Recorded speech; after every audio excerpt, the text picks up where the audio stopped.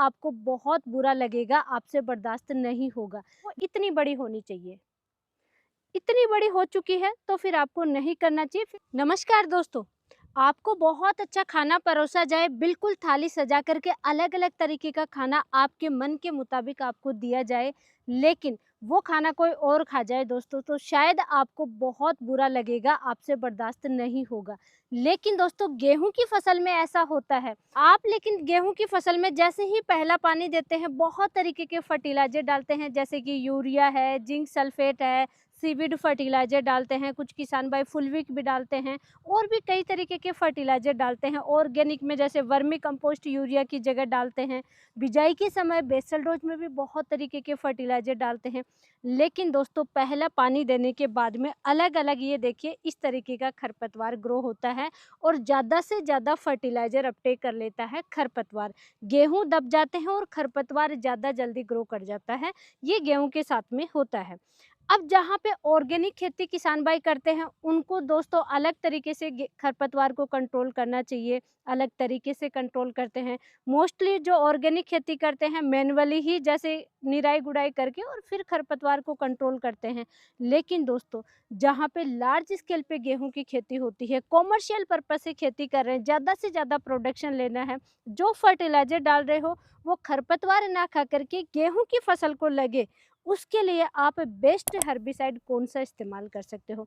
सकड़ी पत्ती के लिए कौन से खरपतवार बेस्ट हैं, और चौड़ी पत्ती के लिए चौड़ी पत्ती का जो खरपतवार जैसे कि बथुआ वगैरह मेरे पास है दोस्तों, इस तरीके का खरपतवार है, तो आपको कौन सा हर्बिसाइड इस्तेमाल करना चाहिए।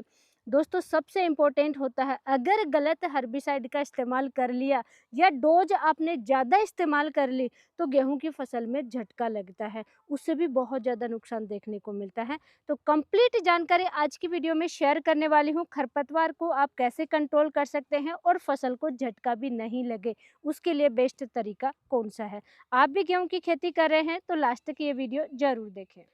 सबसे पहले तो दोस्तों, कैसी भी खरपतवार है गेहूं की फसल में, चौड़ी पत्ती की खरपतवार है जैसे बथुआ, जंगली पालक वगैरह, या सकड़ी पत्ती का खरपतवार है, आपको दो सावधानी सबसे इम्पोर्टेंट आपको ध्यान देना है। सबसे पहले तो दोस्तों, सिंचाई करने के 1 दिन 2 दिन 3 दिन बाद में, 5 दिन बाद में, 10 दिन बाद में, जब भी आप हर्बिसाइड का स्प्रे करें, ये जरूर देखना है गेहूं की फसल में पर्याप्त नमी होना बहुत जरूरी है। और हाँ, वो मोस्टली किसान भाई मालूम करते रहते हैं, पूछते रहते हैं कि क्या पहले हर्बिसाइड का इस्तेमाल करें, स्प्रे करें और फिर पानी चला दें। तो ये भी बहुत गलत प्रैक्टिस है दोस्तों, गलत तरीका है। पत्ते झुलस जाएंगे, गेहूं की फसल में बहुत ज़्यादा नुकसान देखने को मिलेगा। पहले आपको पानी देना है, उसके बाद में हर्बिसाइड का इस्तेमाल करना है। सेकंड, जो सबसे बड़ी गलती होती है, गेहूं की फसल जब 30 दिन से 35 दिन की होती है, उसी समय आपको हर्बिसाइड का इस्तेमाल करना चाहिए। यानी कि खरपतवार में 2 पत्तियों से लेकर के 5 पत्तियां तक आ रही हैं, 5-4 पत्तियां तक आ रही है, तब तक ही आपको स्प्रे करना है। अगर बड़ी खरपतवार हो गई है तो वहाँ पे रिजल्ट भी आपको कम देखने को मिलेगा। और गेहूं की फसल 40 दिन क्रॉस कर जाती है, 40 दिन 45 दिन। कुछ किसान भाई हैं जो कि बहुत ही ज़्यादा एक्सपेरिमेंट करते हैं, 50 दिन पे भी स्प्रे करते हैं।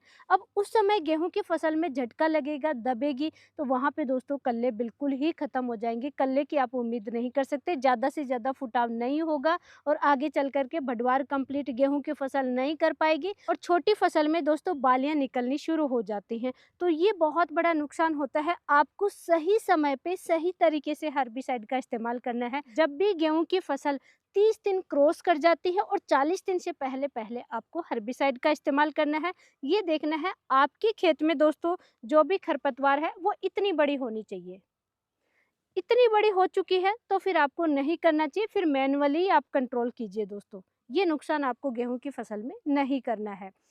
अब दोस्तों, बात करेंगे हम खरपतवार को कैसे कंट्रोल करें। देखिए, अलग अलग टाइप के मार्केट में तो हजारों टाइप के हर्बिसाइड आते हैं, कौन सा सबसे बेस्ट होता है। तो सबसे ज़्यादा तो दोस्तों होता है नंबर 1 चौड़ी पत्ती वाला खरपतवार, जैसे कि मेरे पास है बथुआ। बथुआ है, जंगली पालक है, इस टाइप के खरपतवार बहुत ज़्यादा खेतों में होते हैं, और ये सभी जगह गेहूं की फसल में होते हैं दोस्तों, इस सर्दी के मौसम में। अब इससे सबसे बड़ा नुकसान होता है दोस्तों, बथुआ है या जंगली पालक है, इनकी जड़ें बहुत गहरी होती हैं, ज़्यादा गहराई तक ये जड़ें जाती हैं, जिससे कि पोषक तत्व ये बहुत ही जल्दी अपटेक करते हैं, गेहूं की फसल से भी जल्दी अपटेक करती हैं। इनमें कोई रोग नहीं आता है और ये फुटाव बहुत जल्दी होती है। तो जहाँ पे भी बथुआ है, जंगली पालक है, चौड़ी पत्ती वाला खरपतवार है, वो गेहूं की फसल को दबा देते हैं और खुद ज़्यादा ग्रो कर जाते हैं। ये बड़ा नुकसान है गेहूं की फसल में। तो कंट्रोल सही समय पे आपको करना है। चौड़ी पत्ती की खरपतवार के लिए दोस्तों सबसे बेस्ट आता है मेट सल्फ्यूरन मिथाइल। ये देखिए मेट सल्फ्यूरन मिथाइल, ये 20% डब्ल्यूपी पाउडर फॉर्म में आता है। अब दोस्तों ये एफएमसी का एलग्रिप नाम से भी आता है, और भी जैसा कि मैंने आपको बताया किसी भी कंपनी का आप इस्तेमाल कर सकते हैं, जैसे कि मेरे पास है मोहक नाम से। एलग्रिप नाम से काफ़ी फेमस है एफएमसी का, वो भी आपके वहाँ पे मिल रहा है, बेझिझक आप इस्तेमाल कर सकते हैं। Metsulfuron methyl 20% WP powder form में। और दोस्तों ये मैं दिखा देती हूँ आपको अंदर से किस टाइप का आता है। इसकी परफेक्ट डोज होती है 8 ग्राम 200 लीटर पानी में मिक्स करके, और 1 एकड़ में आपको स्प्रे करना चाहिए।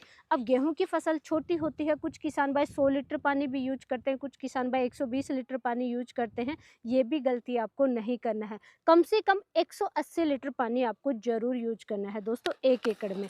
और ये देखिए इस टाइप का आता है, ये है मेट सल्फ्यूरन मिथाइल, 8 ग्राम का ये पाउच आता है, पाउडर फॉर्म में आता है। और ये इसके साथ में आता है दोस्तों स्टिकर स्प्रेडर। ये देखिए इन दोनों को अच्छे से मिक्स करके और 180 लीटर पानी में कम से कम आपको मिक्स करना है, 1 एकड़ में आपको स्प्रे करना चाहिए। केवल चौड़ी पत्ती की खरपतवार को ही कंट्रोल करेगा, इस चीज को आप ध्यान रखिए। जैसे कि चौड़ी पत्ती वाला बथुआ है, जंगली पालक है, सिर्फ इसी टाइप की खरपतवार है, तब आपको मेट सल्फ्यूरन मिथाइल का आपको इस्तेमाल करना चाहिए। अब जहाँ पे देखिए सबसे ज्यादा पंजाब हरियाणा एरिया में दोस्तों मंडूसी का बहुत ज्यादा अटैक होता है, जंगली जई है, इस तरीके की जो सकड़ी पत्ती वाली खरपतवार है उसका ज़्यादा अटैक होता है। और सबसे ज़्यादा दोस्तों जंगली जई का सबसे ज़्यादा अटैक होता है। बिल्कुल गेहूं की फसल को दबा देते हैं, बीच बीच में आपको लगेगा कि ये क्या कौन सी खरपतवार है। कंट्रोल करना बहुत ज़्यादा मुश्किल होता है क्योंकि ग्रोथ बहुत ही फास्ट होती है उसकी।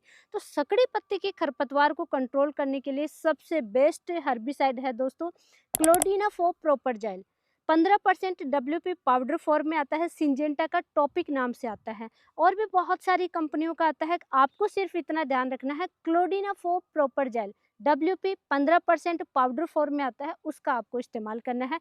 160 ग्राम 200 लीटर पानी में मिक्स करके 1 एकड़ में आपको स्प्रे करना है। लेकिन दोस्तों सिर्फ सकड़ी पत्ती की खरपतवार को ही कंट्रोल करेगा क्लोडिनाफो प्रोपरजाइल। किसी भी कंपनी का आप ले सकते हैं, सिंजेंटा का भी आता है, यूपीएल का भी आता है, एफएमसी कंपनी के भी बहुत सारे हर्बिसाइड आते हैं।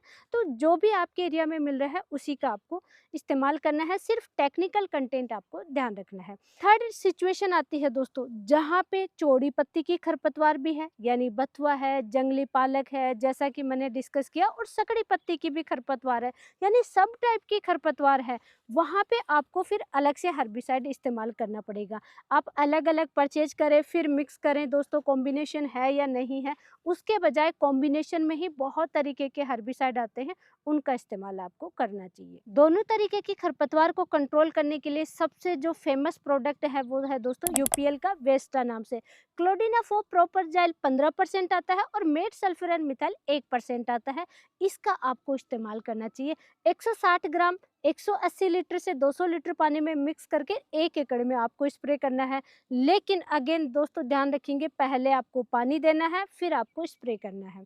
बहुत ही अच्छा प्रोडक्ट है, लेकिन दोस्तों इस प्रोडक्ट में एक कमी अक्सर किसान भाइयों को देखने को मिली है, जहाँ पे खरपतवार बहुत बड़ी हो चुकी है। जैसे कि मेरे पास है ये बथुआ, ये देखिए खरपतवार की बहुत ज़्यादा हाइट जा चुकी है, खरपतवार पक चुकी है, तो वहाँ पे ये थोड़ा सा काम करता है। वहाँ पे फिर आपको दूसरे कॉम्बिनेशन वाला हर्बिसाइड का इस्तेमाल करना चाहिए। और दूसरा दोस्तों कॉम्बिनेशन आता है यूपीएल का ही टोटल नाम से आता है, और भी अन्य कंपनियों का आता है, तो अब वो आप इस्तेमाल कर सकते हैं। उसमें आता है सल्फोसल्फ्यूरान प्लस मेट सल्फ्यूरान का कॉम्बिनेशन आता है, ये थोड़ा सा अलग कॉम्बिनेशन है, और सिर्फ इसकी मात्रा रहेगी 16 ग्राम का एक पैकेट आता है, तो 16 ग्राम 200 लीटर पानी में मिक्स करके 1 एकड़ में आप स्प्रे करेंगे, इसका रिजल्ट वाकई में बहुत अच्छा देखने को मिलता है, इसका आप इस्तेमाल कर सकते हैं। और इसी तरीके से दोस्तों सब तरीके की खरपतवार को कंट्रोल करने के लिए, शगुन नाम से भी आता है, और भी बहुत सारी कंपनियों का आता है। 2 जिसमें हर्बिसाइड आते हैं अलग-अलग, सकड़ी पत्ती वाला भी और चौड़ी पत्ती वाला भी।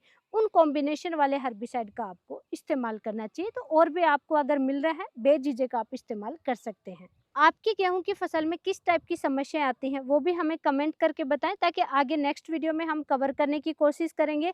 और दोस्तों, कोई भी हर्बिसाइड इस्तेमाल करने से पहले 1-2 सावधानी आपको, और ज लास्ट में मैं रिपीट करती हूँ, ज़रूर ध्यान रखना है।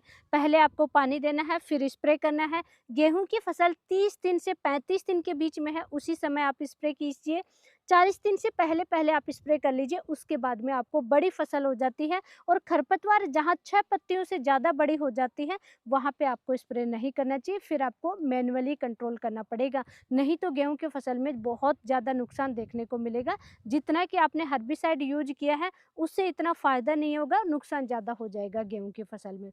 पानी पहले देना है, स्प्रे बाद में करना है, पहले स्प्रे नहीं करना है दोस्तों। और एक विशेष सावधानी, अगर आपके पास उपलब्ध है तो फ्लैट फैन वाली जो नोजल आती है, उससे आपको स्प्रे करना चाहिए। एक लेयर सी बना कर के चलती है, तो अगर वो उपलब्ध है तो उससे आप स्प्रे कीजिए, नहीं तो नॉर्मल जो स्प्रे आता है, उसी से आप स्प्रे कर सकते हैं दोस्तों। तो इस तरीके की कुछ सावधानियाँ हैं जिनको आपको ज़रूर ध्यान रखना चाहिए। और ऐसी ही नॉलेजफुल जानकारी के लिए वीडियो को लाइक कीजिए, चैनल को सब्सक्राइब कीजिए, ज़्यादा से ज़्यादा किसान भाइयों तक शेयर ज़रूर करें। धन्यवाद।